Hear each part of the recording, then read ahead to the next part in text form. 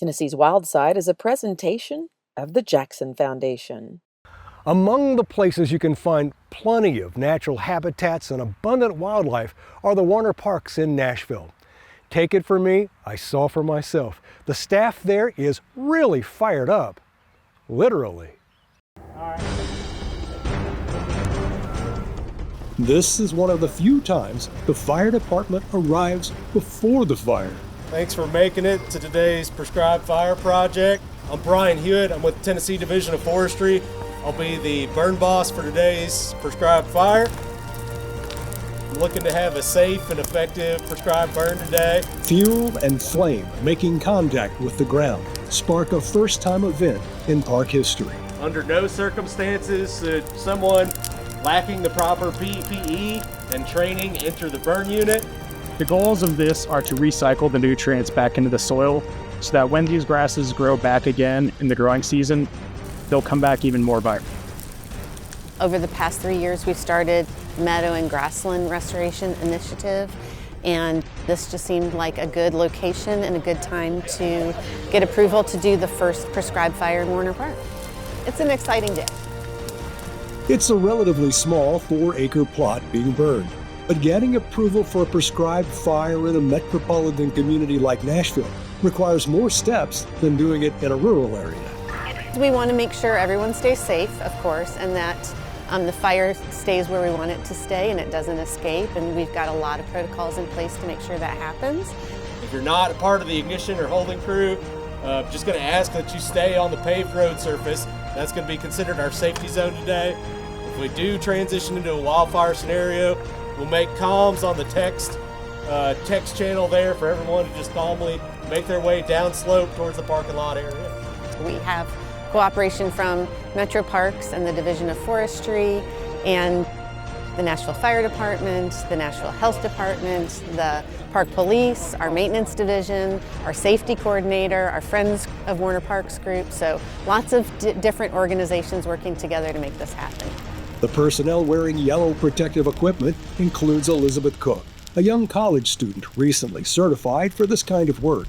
It's 4 acres in a park I know very well, and I know we have a good burn team, so I'm excited. I know everyone does it like a little differently, so each burn you learn a little bit. Working to protect the environment comes quite naturally for Elizabeth. It runs in her family. Yes, my mom works here at Warner Park. And her dad is retired from the Nature Conservancy. She's grown up around both myself and my wife, Laura, who is the ornithologist here at Warner Park. She's the bird research coordinator, so since I was little, I've been helping her with bird banding and all of bird hikes and everything she does around here.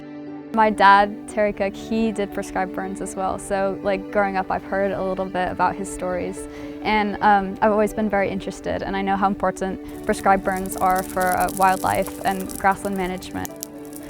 I think combining my love for nature and the outdoors and also kind of following in his footsteps and getting a bit of that adrenaline and adventure really drew me to it. So she's been immersed in conservation and science her whole life, and so it's exciting to see her continue sort of that legacy, a little bit of a legacy, but more importantly, to pursue something she's really interested and passionate about. Joining Elizabeth in a new generation of environmentalists is Caroline Cruz. I'm here today because my former colleagues invited me. I have a red card, which means it's a certification. I'm a type 2 firefighter, so I can support burns. I'm not a burn boss. I can drag a drip torch. I have experience doing some suppression on prescribed fire lines. Caroline worked at the Nature Conservancy and also at the park before leaving to get her master's degree in forestry and natural resources management.